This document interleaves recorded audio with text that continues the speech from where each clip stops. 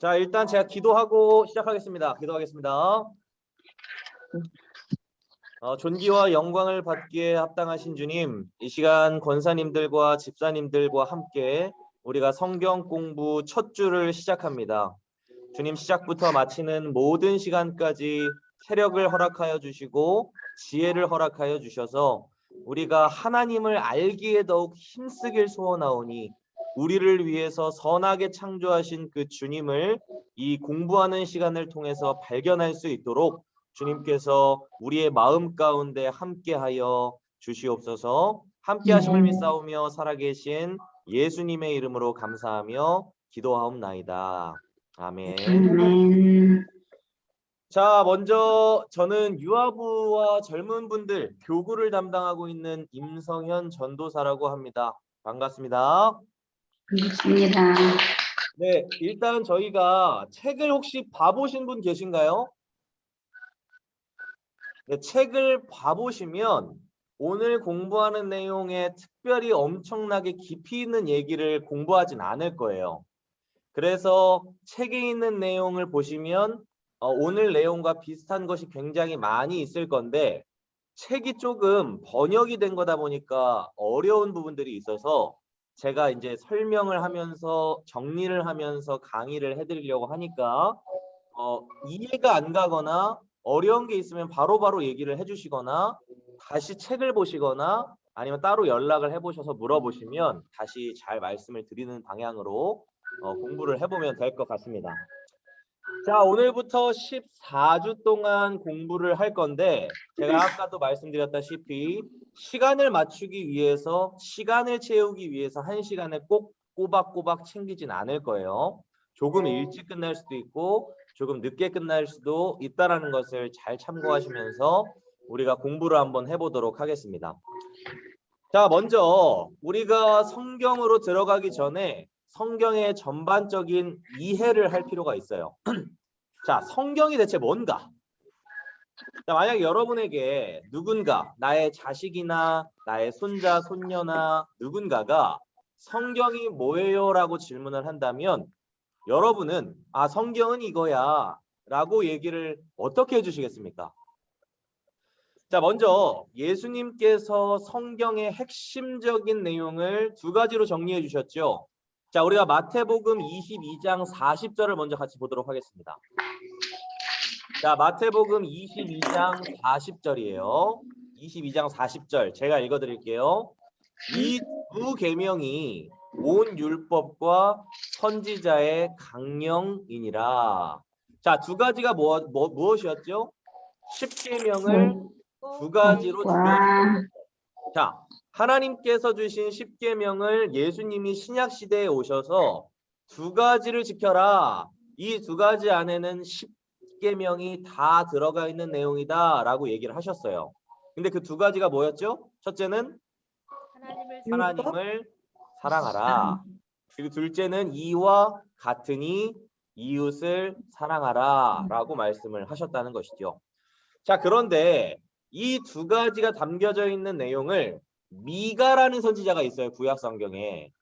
이 미가라는 선지자도 성경을 뭐라고 정리하냐면 이렇게 정리를 해요. 정의를 행하고 인자를 사랑하고 겸손하게 하나님과 함께 행하는 것이다. 이것을 성경이다. 이렇게 정의를 한다고 합니다. 자, 그런데 우리가 너무나 잘 알고 있는 인물이 있어요. 모세. 모세는 이렇게 얘기를 합니다. 하나님을 경외하고 행하고 사랑하고 섬기고 지키는 것이 전부이다 라고 말입니다. 자, 어찌됐건 성경을 어떻게 정의하건 간에 성경은 우리가 무엇을 믿는 것이냐? 바로 하나님의 감동으로 된 것이 성경이다 라는 것을 우리가 믿는다는 것이죠. 자, 그런데 다른 교단에서는요, 이 성경에 있는 예를 들어 홍해가 갈라지는 사건, 이것은 하나님이 행하신 것이 아니라 자연적인 현상을 통해서 어떤 신화적인 책일 뿐이다 라고 가르치는 교단들도 있습니다. 쉽게 얘기해서 성경에서 나타나는 많은 기적들 가운데 그 기적들은 그렇지 않을 수도 있고 실제로 일어나지 않았을 수도 있던 기적이다 라고 얘기하는 사람들도 있다라는 것이죠. 자, 그러나 우리는 1.1획도 오류가 없는 것이 성경이고 하나님의 감동으로 무오하게 오류가 없이 완벽하게 쓰여진 책이 성경이다 라는 것을 믿는 것이 우리다. 이렇게 성경에 대해서 생각을 한번 짚고 넘어가면 좋을 것 같습니다. 자, 그런데 특별히 성경은 두 가지로 나뉘어 있어요. 올드 테스트먼트랑 뉴 테스트먼트가 나뉘어 있는데 쉽게 얘기해서 구약 성경과 신약 성경이죠. 자, 그런데 구약 성경도 크게 네 가지로 나누어 볼 수 있습니다. 네 가지. 자, 첫째, 참출레민신. 창세기, 출애굽기, 레위기, 민수기, 신명기 5개를 첫 번째로 나눌 수 있는데 이거를 뭐라고 얘기할까요? 모세오경. 모세오경이라고 얘기합니다. 자, 이거를 유대인들, 이스라엘 사람들은 이 모세오경을 뭐라고 얘기를 할까요? 바로 토라라고 얘기합니다. 토라. 토라. 근데 토라가 어떻게 번역되기도 하냐면요. 율법이라고 번역이 되기도 해요. 율법. 자, 근데 율법은 또 해석하면 어떤 뜻이 있냐면 가르침, 안내서 이런 뜻들이 있거든요. 자, 그런데 모세오경을 잘 보시면 안내해주는 말씀, 가르치는 말씀만 있는 것이 아니라 모세오경 안에도 시와 하나님을 찬양하는 것과 하나님을 향한 예배하는 것들이 담겨져 있어요. 즉 율법이라고만 말할 수는 없다라는 것입니다. 그래서 우리는 모세오경을 율법이다라고 말하는 것이 아니라 모세오경이다라고 말하는 것이 맞다는 것이죠. 그리고 이 모세오경은 모세가 쓰지 않았을 수도 있다라고 얘기하는 사람도 있어요. 자, 그러나 우리는 역사에 근거하여서 모세오경은 누가 썼다? 모세가 썼다라는 사실에 대해서 의심하지 않아야 한다. 이것을 한번 짚고 넘어가시면 좋을 것 같아요. 자, 두 번째, 구약 성경의 첫 번째는 모세오경이 있었고 두 번째는 뭐가 있을까요? 크게 역사서가 있습니다. 역사서. 자, 역사서는 여호수아부터 에스더까지를 의미합니다. 여호수아가 가나안을 정복한 시점부터 언제까지냐면 바벨론에서 포로로 잡혔다가 돌아올 때까지, 그때까지를 역사서라고 말을 합니다. 자, 첫 번째 뭐였죠? 모세오경. 두 번째는 역사서. 역사서는 가나안 정복 시점부터 한참 뒤인 바벨론 포로로부터 귀환한 시점까지 이 역사서가 구약 성경의 두 번째 중요한 주제이다.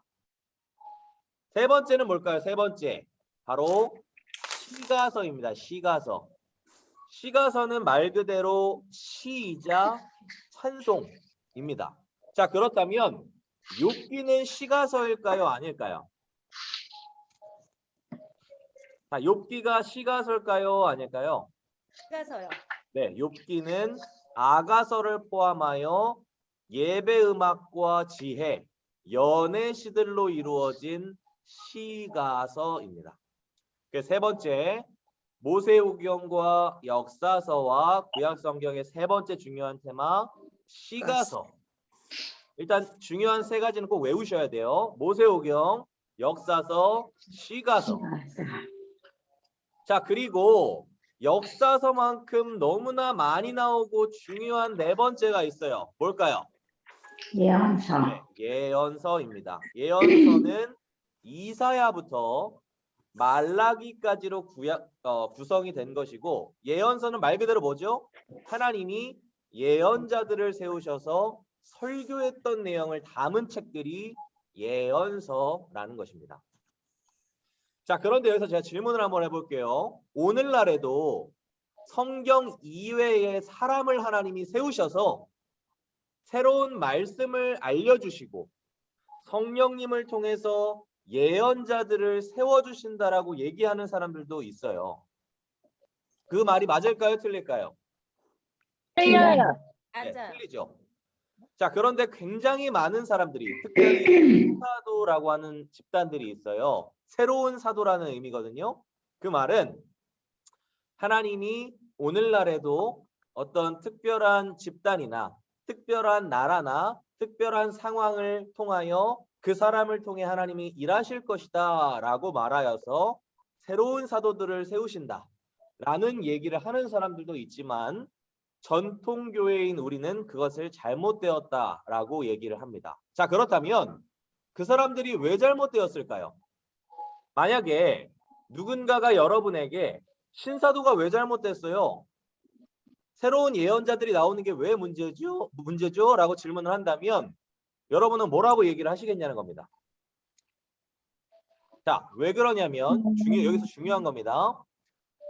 성경을 통하여 이미 더 예언하실 것이 없이 완성한 것이 성경이기 때문이에요. 즉 새로운 예언자가 필요가 없어요. 예언서에 말씀되어 있던 예언을 완성하신 분은 예수 그리스도이시고 예수 그리스도를 통해서 완성된 것이 성경이기 때문에 성경 이외에 또 다른 예언이 필요 없다라는 것입니다.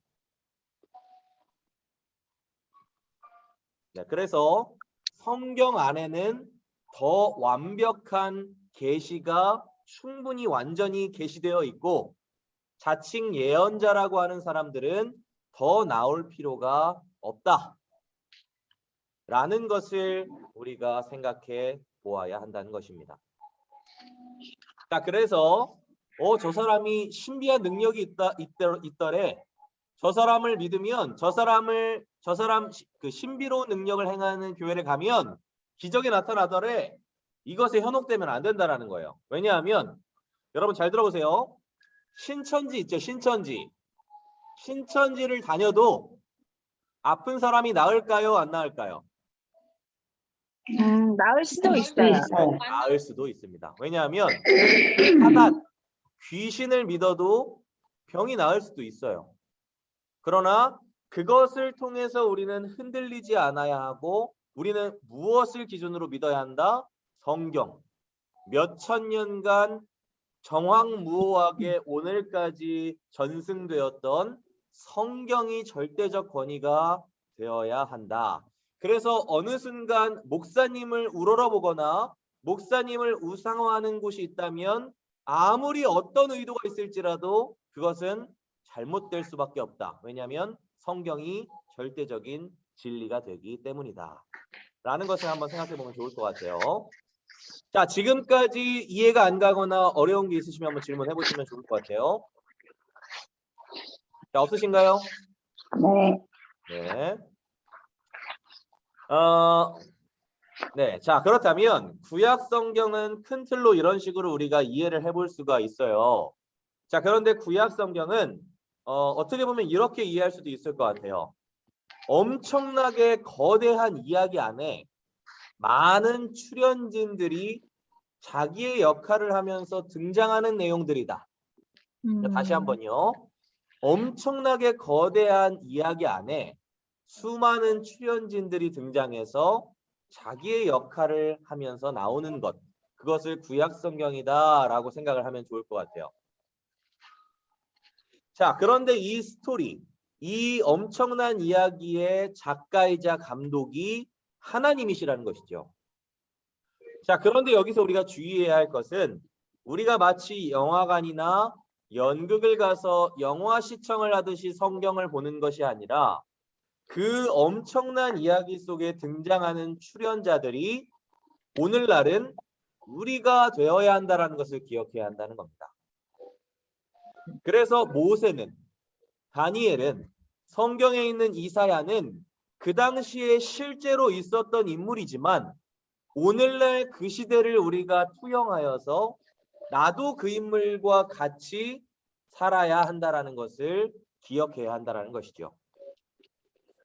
자, 그래서 우리가 구약 성경을 소위 1막부터 7막까지의 내용을 하나하나 생각해 보면서 나는 이 이야기 속에서 어떻게 살아가야 하는가, 우리가 잘 내용을 습득하고 생각해 보는 시간을 가져보면 좋을 것 같습니다. 자, 먼저 1막은 어떤 것으로 구성되어 있는지를 말씀을 드려볼게요. 자, 1막은 오늘 나눠볼 말씀인데 창조, 너무나 유명하고 너무나 잘 알고 있는 내용이죠. 창조.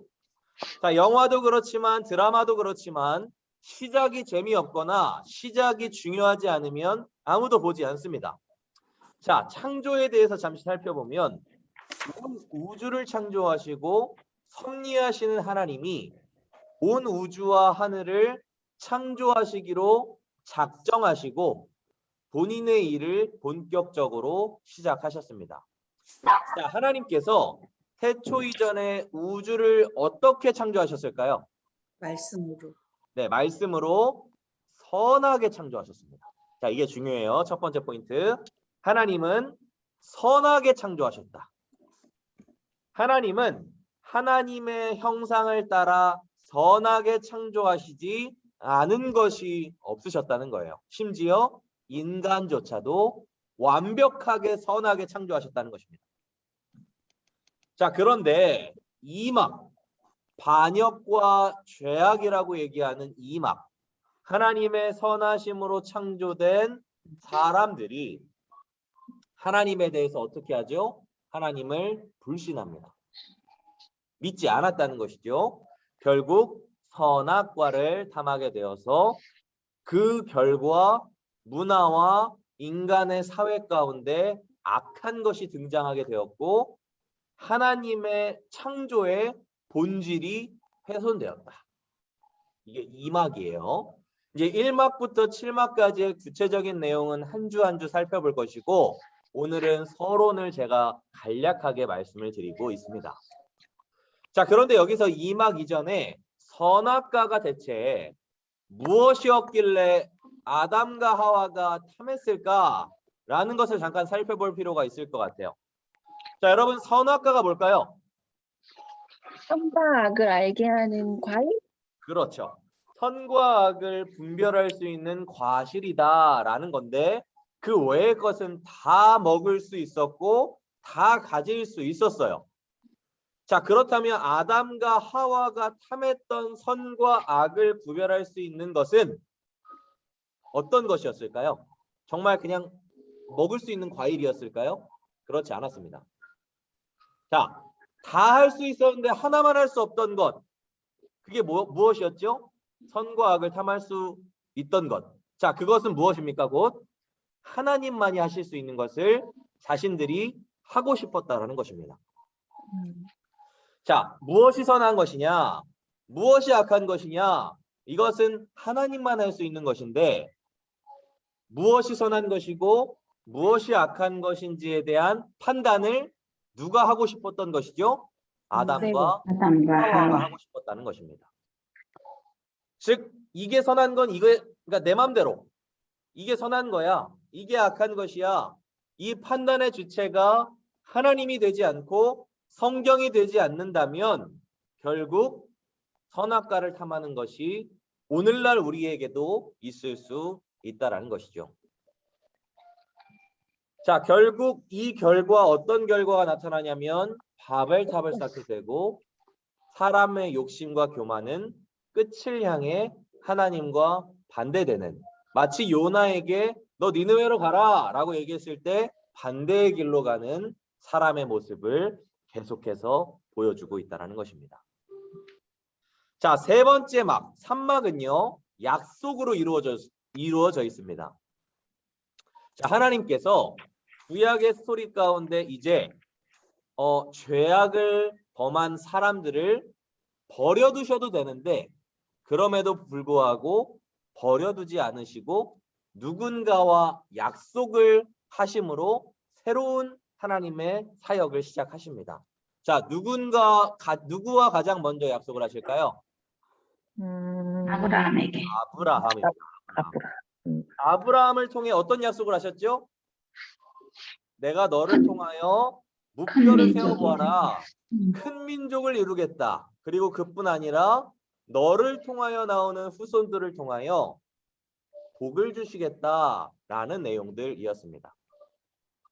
자, 그래서 우리가 이후에 살펴보겠지만 이 약속과 소망이 이스라엘 백성들에게 핵심적인 이야기가 된다라는 것을 기억하시면 좋을 것 같아요. 자, 사막입니다. 사막. 복음. 자, 구약 시대로부터 시작된 약속이 언제 완전히 성취될까요? 예수가 태어났어. 예수님이 태어나실 때. 음. 자, 잘 보세요. 구약 성경은 어떻게 보면 쉽게 얘기해서 이런 얘기입니다. 오실 예수님에 대한 이야기. 음. 자, 그렇다면 신약 시대는 뭘까요? 오신 예수님. 네. 쉽게 얘기해서 구약은 오실 예수님에 대한 모든 이야기가 담겨져 있고 신약은 오신 예수님에 대한 모든 이야기가 담겨져 있다라고 이해를 하시면 좋을 것 같아요. 자, 오막입니다. 오막. 자, 아브라함으로부터 시작된 약속, 그리고 그 약속을 성취하셨던 예수 그리스도. 자, 이 모든 것을 한마디로 어떻게 표현할 수 있냐면 복음이다 라고 표현할 수 있습니다. 굿뉴스라는 것이죠. 굿뉴스. 이 복음은 모든 민족에게 전파되어야 한다라고 예수님께서 말씀하셨죠. 그게 오늘날로 말하면 뭐냐면 선교라는 것입니다. 그래서 사도행전 시작 전부터 예수님의 제자들에게 하나님의 영이 임하여지고 이 선교의 물결이 본격적으로 시작이 된다는 것이죠. 자, 이게 5막에 담겨져 있는 내용입니다. 자, 6막은 무엇이냐면 마지막 심판입니다. 심판. 자, 여러분 이런 얘기가 있죠. 공중의 권세 잡은 사단은 굉장히 강력해 보이고 승리할 것 같아 보이는 것이 사실입니다. 자, 오늘날에도 수많은 사람들이 예수님을 믿다가도 공중의 권세 잡은 사단들로 인하여 교회를 떠나고 예수님을 부인하는 것이 너무나 많은 것이 오늘날의 현실입니다. 근데 그만큼 세상은 달콤하고 예수님보다 더 달콤한 것이 공중의 권세 잡은 자들이라는 것이죠. 자, 그러나 예수님을 믿는 우리는 기억해야 할 것이 있습니다. 무엇이냐면 결국은 사단의 권세는 예수 그리스도 앞에 멸하게 될 것이라는 것이죠. 결국 그리스도 안에서 훼손된 만물이 회복될 것이고 이것이 심판에 있어서 가장 중요한 것이다. 즉 심판은 멸망이 아니라 새롭게 되는 회복이다. 에덴 동산 때 하나님이 선하게 창조된 것의 회복이 심판의 진짜 중요한 의미이다 라는 것을 기억하시면 좋을 것 같습니다. 자, 그래서 마지막 7막은 새 창조라고 얘기를 해요. 기억하실 것은 아담과 하와가 선악과를 탐하기 전 에덴 동산이 처음 만들어졌던 그때 하나님과 늘 함께 있고 악한 것이 전혀 없으며 완전한 기쁨과 완전한 회복이 있는 곳, 그곳이 새 창조다라는 것을 기억하시면 좋을 것 같습니다. 자, 그런데 제가 7막에서 살짝 이해가 안 되는 부분이 하나 있긴 해요. 자, 여러분들 잘 생각해 보시면 좋을 것 같아요. 뭐냐면 이 땅에서 우리가 살면서 너무 싫고 너무 증오하고 도저히 해결할 수 없는 관계에 사람이 있을 수 있잖아요. 자, 그런데 천국을 가면 그 사람과 함께 하나님을 찬양하며 하나님을 예배한대요. 자, 그 감정이 저는 사실 이해가 되진 않습니다. 왜냐하면 지금 이 악함의 감정이 천국에 가면 없어지고 같이 하나님을 찬양한다고 하는데 내가 지금 싫어하고 미워하는 사람이 어떻게 함께 하나님을 찬양할 수 있을까? 라는 생각에 꼬리에 꼬리를 무는 아직 해답이 저도 나진 않은 상황이에요. 자, 그러나 우리가 한번 성경을 잘 1막부터 살펴보면서 우리가 한번 하나님의 뜻이 어디에 있는가 잘 생각해보는 시간을 가져보도록 하겠습니다. 자, 오늘은요. 7막 중에 첫 번째 창조가 무엇이냐? 창조에 대해서 한번 살펴보려고 합니다. 자, 1장 1절. 창세기 1장 1절을 한번 같이 보도록 할까요? 1장 1절 같이 한번 보겠습니다. 자, 1장 1절을 제가 읽어드릴게요. 태초에 하나님이 천지를 창조하시니라 라고 되어 있습니다. 자, 여기서 태초에 라는 말을 영어로 뭐라고 할까요? 영어로 in the beginning 이라고 합니다. 자, 첫 번째 처음이라는 의미를 담고 있어요. 자, 그런데 세상에는요. 과학이나 우주가 만들어지는 것이 어떤 사람들은 행성의 폭발해서 빅뱅 이론, 이 우주와 이 온 세계가 만들어졌다라고 얘기하는 사람도 있고, 또는 진화론, 어떤 하나의 과정들을 거쳐서 진화되었을 것이다라고 얘기를 하는 사람들도 있습니다. 자, 그러나 창조론도 그렇지만 진화론과 빅뱅 이론의 공통적인 특징은 무엇일까요? 그것은 이론에 불과하다는 거예요. 가설로부터 시작되었다는 것입니다. 근데 창조론은 론이지만 가설로부터 시작된 것이 아니라 명백한 진짜 있었던 사건으로부터 시작된 것. 그것은 진짜 있었던 사건을 기록한 성경을 믿는 그 근본부터 시작된다는 것이죠.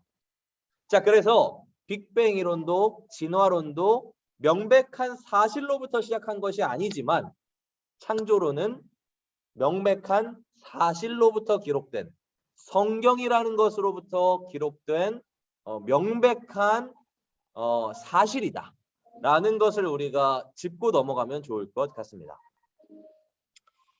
자, 그래서 성경의 첫 번째 책은 창세기라는 책이죠. 창세기의 영어는 제네시스라는 뜻입니다.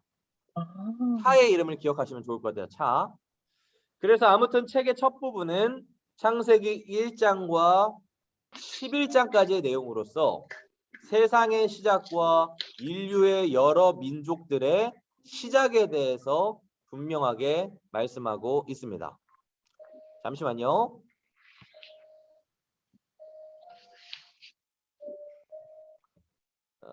아이고. 지금 들리시나요? 네. 들리세요? 네. 네. 안 들리시나? 들려요. 들려요. 들리세요? 네. 안 들리시죠? 아니요. 들려요. 잠시만요.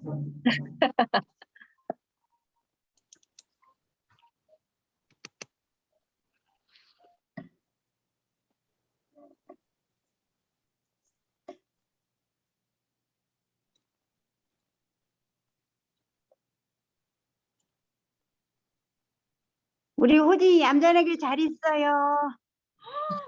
진짜 잘 있네, 얌전하게. 잘하네, 얌전하게 잘 있어요. 호준이 착해. 최고 멋져요. 멋있어요. 같이 공부해요, 호준이도. 네, 감사해요. 멋져 불어, 멋져 불어. Very, very good. 그래? 그 노래도 잘하네.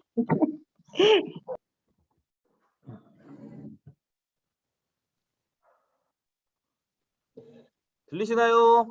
네. 네, 이게 배터리가 없어가지고.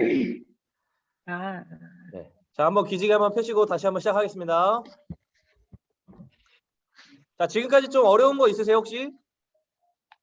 없어요. 네. 권사님들 어떠세요? 좋아요. 네. 자, 그러면 창세기 1장부터 11장은 어떤 인간의 삶 속에 죄와 악이 처음 들어온 일과 그 죄가 이 땅에 어떤 영향을 미치고 있는가, 이것에 대해서 분명하게 말씀을 하고 있고요. 그리고 12장부터 50장까지는 이스라엘 백성들을 어떻게 하나님이 만들어 가시는가, 이것에 대해서 설명을 하고 있습니다. 하나님께서 그들을 통하여 세상 모든 민족들에게 복을 주시고 그들과 하나님 사이에 깨어진 관계를 회복하시겠다라는 약속이 담겨져 있는 게 12장부터 50장까지의 내용입니다. 결국 이 책이 포함되어 있는 5가지 창출, 레민, 신, 창세기, 출애굽기, 레위기, 민수기, 신명기 5개를 가리켜서 모세 오경이다. 성경 전체에서 모세 오경은 너무나 중요한 주춧돌 역할을 한다라고 기억을 하시면 좋을 것 같습니다. 성경은 창조로부터 시작해서 우리에게 무엇을 제공해 줄까요? 성경은 우리에게 그리스도인으로서 어떻게 살아가야 하는가에 대한 세계관을 제공해 준다는 것입니다. 자, 세계관은 무엇이냐? 한 사람이 우리의 삶과 우주와 이 땅의 모든 만물을 어떻게 바라보는가에 대한 방식입니다. 자, 성경을 믿지 않는 사람들은 이 세상이 어떻게 만들어졌는가에 대해서 이론을 만들어내기도 하고 다른 신이 맞다라고 얘기를 하기도 하죠. 이 세상이 어떻게 만들어졌고 사람이 어떻게 만들어졌고 사람은 왜 살아가고 그 끝은 어디에 있는가? 이 세계관, 이 어떻게 보면 안경이라고 할 수 있는 거에 대해서 우리는 잘 생각해 볼 필요가 있다는 것이죠. 자, 특별히 대한민국은 봄과 여름, 가을, 겨울 4계절이 뚜렷한 나라이죠. 네.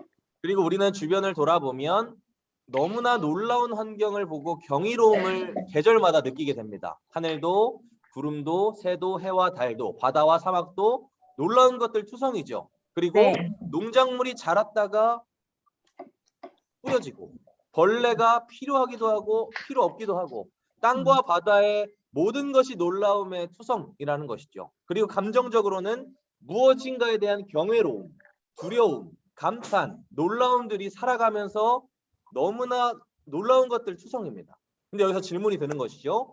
이 모든 감정과 생물과 놀라운 것들은 어디로부터 왔는가? 누구로부터 비롯되었고 누가 이걸 만들었느냐라는 것이죠. 자, 저도 이제 아이를 제가 출산한 건 아니지만 90일 전에 저희 아이가 나왔어요. 딸이. 자, 그런데 딸이 생기고 나오고 많은 과정을 볼 때 아니 어떻게 신이 없다고 믿을 수 있지? 라는 생각이 들 수밖에 없는 정말 신묘막측한 일들이 너무나 많이 일어나는 것을 보게 되거든요.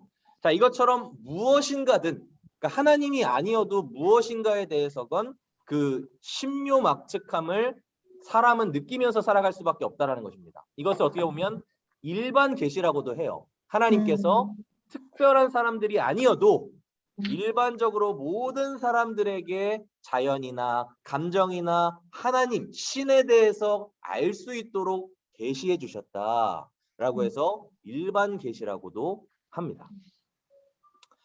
자, 이스라엘 백성들은요, 당시에 주변에 많은 이방인들과 함께 항상 살고 있었어요.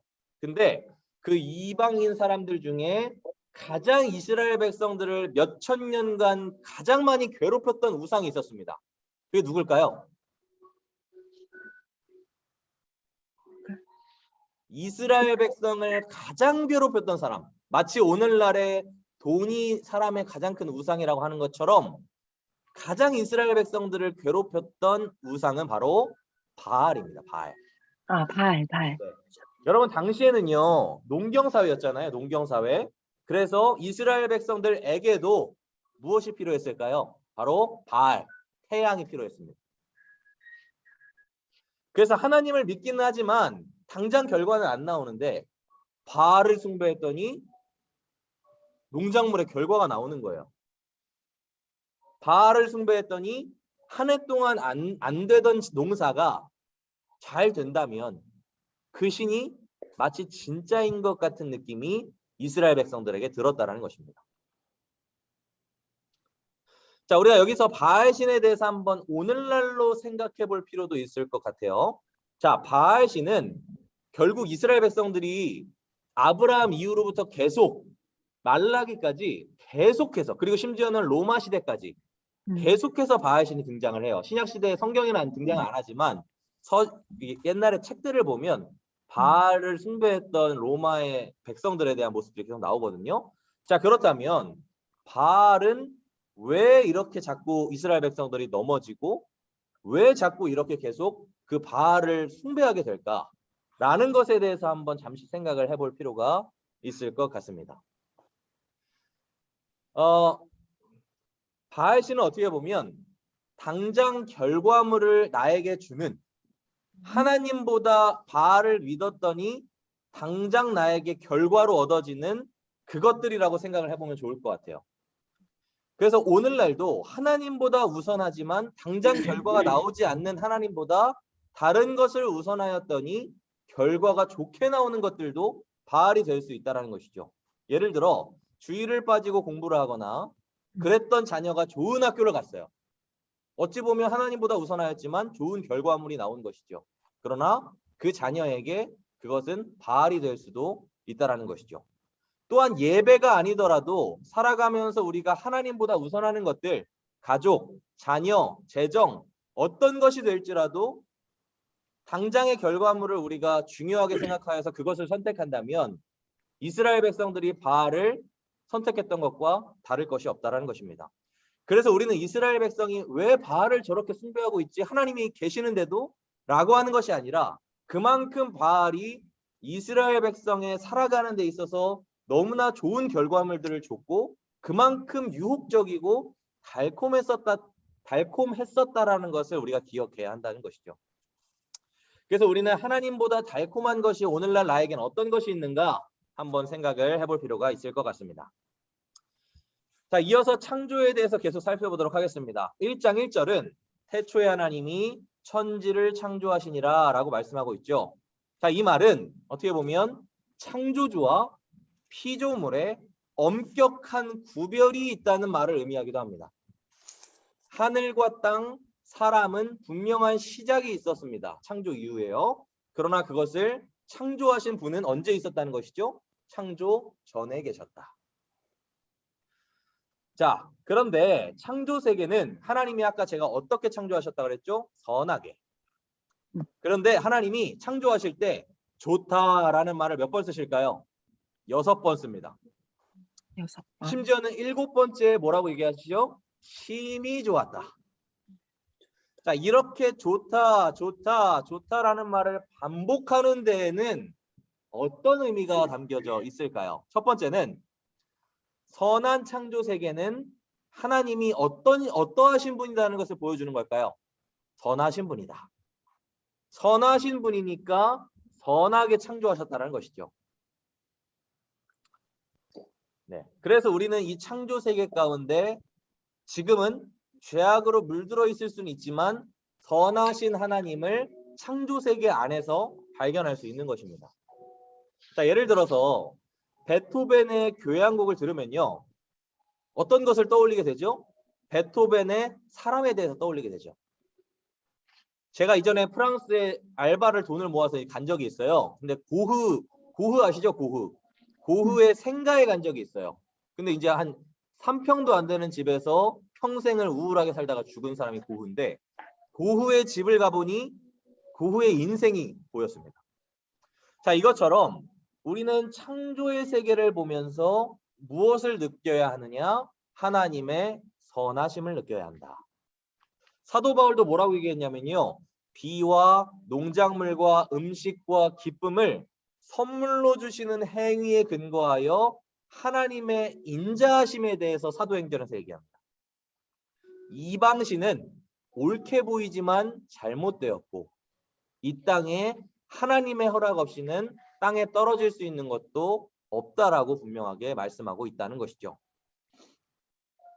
자, 로마서 1장 20절은요. 이렇게 얘기합니다. 인간은 창조 세계 속에서 하나님의 능력과 선하심의 증거를 반드시 볼 수 있다. 자, 즉 세상 사람들은요. 반드시 볼 수 있는 것을 보고 있으면서도 믿지 않고 모를 뿐이지 그분이 선하시고 창조하셨다는 사실은 변함이 없는 사실이라는 것이죠. 자, 두 번째는요. 창조 세계는 하나님이 보시기에 선하다는 것입니다. 자, 성경을 보면요. 하나님이 보시기에 좋았다라는 말은 사람의 어떤 행위와 모습과는 상관없이 좋았다라고 하나님께서 말씀하시죠. 이 말은 하나님이 창조하신 작품에 대해서 직접 본인이 내리신 평가라는 것입니다. 선하게 창조하셨기 때문에 그것을 귀하게 여기시고 다 하나님의 선하신 목적을 위해서 창조된 것이라는 것이죠. 그래서 시편 104편도 이렇게 얘기를 하고 있어요. 창조 세계 가운데에서 인간의 필요를 채워주는 것뿐만 아니라 어떤 야생 지역에 사는 들짐승들, 그것들조차도 결국 선한 것이라는 것입니다. 왜냐하면 하나님의 창조물이기 때문에. 이렇듯 우리는요, 하나님이 공급하시는 것으로 혜택을 누리고 하나님의 구원의 도구가 되기 위해서 기도하고 힘쓰면서 하나님의 임재에 가득 찬 삶을 추구하며 살아가야 한다는 것입니다. 왜냐하면 이 땅은 선하게 창조되었고 우리는 이제 조금씩 완벽하진 못하지만 선함을 공급받고 있고 공급받았기 때문에 혜택을 누리고 있는 사람으로서 선한 사람으로 살아가도록 명령받은 사람들이기 때문입니다. 자, 그러면 우리가 또 한 가지 주제를 생각해 봤으면 하는 게 있어요. 하나님이 동물들이 아니라 왜 사람을 이 땅을 다스리도록 허락하여 주셨을까라는 부분입니다. 어떤 피조물보다 사람을 특별하고 독특하게 만드신 이유가 무엇인지 우리가 많이 있는데 몇 가지만 한번 살펴보도록 할게요. 창세기에 따르면요. 첫 번째는 창조 세계 안에서 우리가 어떤 존재로 창조되었죠? 하나님의 형상. 형상으로. 그렇습니다. 자, 창세기에서 뭐라고 얘기합니까? 우리의 형상을 따라 우리의 모양대로 사람을 만들고 모든 것을 다스리게 하자라고 삼위일체 하나님께서 말씀하셨죠. 이걸 문법적으로 보면요. 하나님은 사람이 모든 동물과 피조물들을 다스리게 하시기 위해서 그런 의도로 창조하셨고 그 역할에 걸맞도록 형상으로 하나님의 형상으로 지으셨다는 것입니다. 자, 그런데 시편 145편을 우리가 주목해야 해요. 시편 145편은 뭐라고 얘기하냐면 하나님이 자신이 만드신 모든 것에 대해서 은혜를 베푸시고 선대하시고 성실하고 너그럽게 대하시고 보호하시고 사랑하신다라고 말씀하십니다. 자, 이 말은 무엇이냐? 우리도 하나님의 왕권을 부여받은 사람으로서 이 지위를 군림하고 학대하고 짓밟는 데 사용되는 것이 아니라 사랑하고 보호하고 너그럽게 대하는 데 이 지위를 사용해야 한다는 것이죠. 자, 열왕기상 12장 7절은요. 왕이 만일 오늘 이 백성을 섬기는 자가 되어서 그들을 섬기라 라고 말씀합니다. 이 왕은 누구냐면 오늘날의 우리를 의미하기도 한다는 것이죠. 자, 우리는 섬기고 보살피는 사람이 창조의 하나님의 형상을 닮은 사람의 모습이다. 그래서 나는 내 주변에 어떤 섬김, 어떤 보살핌, 어떤 너그러움을 행동으로 옮기고 있는가 우리가 생각해 볼 필요가 있을 것 같습니다. 자, 두 번째는요. 우리는 섬기기 위해서 보냄을 받았다는 것이죠. 여러분, 섬김의 모범이 되시는 분이 계시죠? 누굽니까? 예수님. 예수님입니다. 예수님이 여러 섬기는 모습 중에 특별히 모범이 되는 모습을 보이신 게 하나가 있어요. 그게 뭐였냐면 제자들의 발을 씻기시는 모습. 네. 그래서 우리는 섬김을 통해 왕권을 행사한다. 이것은 예수님만이 아니라 오늘날 우리도 해야 하는 방식임을 기억해야 한다는 것이죠. 자, 그리고 섬기고 지킨다라는 말에 또 다른 의미가 하나 있는데 바로 제사장직이라는 것입니다. 여러분, 레위기를 보시면 제사장과 레위 자손이 임무가 무엇이냐면 성막과 성전에서 하나님을 섬기고 하나님이 그곳에서 맡기신 모든 것을 지키는 것이었어요. 자, 오늘날 우리도 제사장이라고, 만인 제사장이라고 얘기를 하죠. 즉 우리는 세상에서 선한 사람으로 살아가야 하지만 또 어떠한 의미가 있다는 것이죠? 교회를 섬기고 봉사하며 성전 안에서도 하나님의 형상이 드러나야 한다는 의미가 있다는 것입니다. 즉 교회에서도 교회 밖에서도 너그럽고 사랑하고 보호하며 우리가 섬기는 모습으로 살아가야만 무엇이다? 하나님의 형상이 드러나는 모습이다. 그것이 하나님의 기뻐하시는 모습이라는 것을 기억해야 합니다. 그래서 우리가 이 창세기의 첫 몇 장을 통해서 동물과 우리가 어떻게 구별이 되는가, 그리고 우리는 그 지위를 어떻게 이 세상에서 사용하면서 살아가야 하는가, 이것을 생각해 보게 되었죠. 자, 그러면 아담과 하와를 아까 잠깐 다시 살펴볼 필요가 있는데, 아담과 하와가 선악과를 탐하게 되어서 결국 인간 세상에 죄가 들어오게 되었죠. 자, 그렇다면 죄는 어떻게 들어오게 되었을까요? 그것은 뱀이 유혹을 해서 넘어오게 된 것이죠. 자, 그렇다면 뱀의 유혹으로 넘어진 아담과 하와가 특별히 몇 가지 측면에서 점점 무너지는 모습들을 보여주었어요. 성경을 보면. 그래서 어떤 측면들을 통해서 무너졌는지를 우리가 몇 가지로 한번 살펴보려고 하는데, 가장 먼저 하와가 영적인 면, 우리의 영혼적인 면에서 어떻게 넘어졌을까? 하나님과의 관계에 있어서 하와는 어떻게 먼저 넘어졌는가? 첫 번째, 영적인 면에서 하나님의 진실하심과 신실하심에 대해서 의심하기 시작했다는 것이에요. 자, 오늘날 우리도 죄를 짓고 하나님으로부터 멀어지면 어떤 일이 벌어지죠? 하나님이 살아계신가? 하나님이 정말 선하신 게 맞는가? 이 하와와 같이 의심하기 시작한다는 것입니다. 이게 영적인 면이에요. 두 번째는 지식적인 면, 지적인 부분입니다. 자, 아담과 하와가 지적으로는 어떻게 멀어지기 시작했죠? 선악과를 봤더니 먹음직도 했고 보암직도 했고 탐스럽다고 생각했어요. 즉 연속성이에요. 영이 무너지기 시작하니까 지식으로 들어와서 보이는 것에 대해서 죄를 범하기 시작하는 것입니다. 즉 영혼이 무너지면 우리의 이성까지 마비되는 것을 보여주기 시작한다는 것이죠. 자, 다음으로는 육체적인 부분입니다. 육체적으로는 어떻게 무너지기 시작할까요? 손과 입을 사용하여서 이성과 영이 무너진 아담과 하와가 본격적인 불순종의 행동을 옮기는 모습을 보여줍니다. 영혼, 지식, 육체. 그리고 결국 마지막으로 사회적인 면으로 어떻게 될까요? 하와는 자기와 함께 있는 아담을 동조시켜서 죄에 동참시킵니다. 그래서 영혼이 무너지면 죄가 얼마나 급속도로 퍼지는가. 마치 암세포가 퍼지는 속도가 엄청나게 빠르듯이 엄청난 죄의 전염력은 영혼을 마비시키고 이성을 마비시키고 사회로까지 마비시키는 것을 보여준다는 것이죠. 네, 결국 이로 인해서 사람들은 하나님과 멀어지고 진리에 대해서 의심하기 시작하면서 죄를 어떻게 하냐면 합리화하기 시작하고 정당화하기 시작하면서 남 탓을 하기 시작한다는 것이죠. 네, 결국 이 결과로 아담과 하와 이후에 죄악이 너무나 강력해져서 어떤 범죄까지 일어날까요?